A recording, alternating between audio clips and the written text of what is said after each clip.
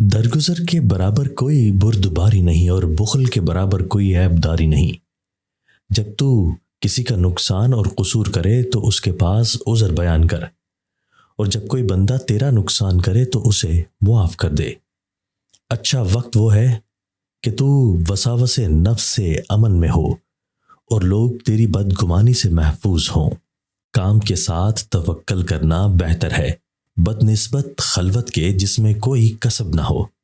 جو آدمی گزشتہ اوقات میں مشغول ہو جس میں کچھ فائدہ نہیں تو نقد وقت اس کے ہاتھ سے جاتا رہتا ہے جس میں بہت نقصان ہے۔ انسان خدا کا بندہ رہتا ہے جب تک وہ نوکر نہ رکھے۔ کوئی بندہ آئندہ کے لیے حکم نہیں لگا سکتا مگر دعویٰ کرے اس کی فضیحت ظاہر ہوئے بغیر نہیں رہ سکتی۔ جو کوشش سے حق کو پہنچنے کا گمان کرے بے حد رنج میں پڑتا ہے، اور جو بغیر سعی کے اس منزل پر پہنچنے کا خیال رکھے وہ بے انتہا تمنا میں پڑتا ہے۔ وقت چونکہ سب سے زیادہ بیش قیمت چیز ہے لہٰذا اسے سب سے بیش قیمت چیز ہی صرف کرنا چاہیے، اور یہ مشغولیت یعنی ماضی اور مستقبل کے درمیان یعنی وقت کی حفاظت کرنا چاہیے۔ اعلیٰ رتبہ کو حاصل کرنے کے لیے انتھک جد و جہد لازم ہے۔ سورج آگ کی طرح دہکتا نکلتا ہے، دوسری گھڑی ڈھلنے لگتا ہے۔ شیطان ایک لطیف طریقے سے انسان کو فریب دیتا ہے، اور وہ بچوں کی صحبت کی مانند ہے جس طرح بچے پاگلوں کے پیچھے بلا سوچے سمجھے چل پڑتے ہیں۔ بھرے پیٹ کی حالت میں حکمت کی باتیں یاد نہیں رہتی اور عقل متغیر ہو جاتی ہے، اور نیز خلقت پر شفقت کم ہو جاتی ہے کیونکہ بھرے پیٹ بندے کو دوسروں کی بھوک کا احساس نہیں رہتا۔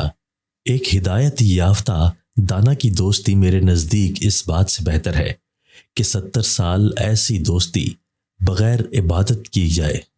زیادہ کھانے سے نفس قوی ہوتا ہے اور عبادت الہی میں کمی واقع ہوتی ہے۔ درویشوں کو تواضع کی نظر سے دیکھ نہ کہ غرور اور تکبر کی نظر سے۔ عورتوں کو شفقت کی نظر سے دیکھو، شہوت کی نظر سے نہیں۔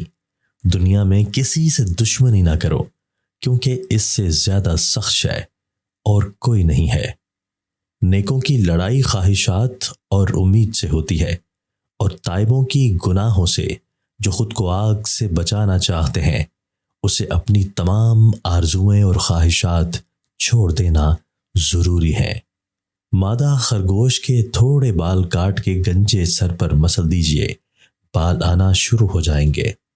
اللہ کی قسم وہ گناہ جس میں اللہ تعالیٰ سے معافی کی ضرورت پڑے گی اس نیکی سے اچھا ہے جس سے تو لوگوں میں فخر محسوس کرے۔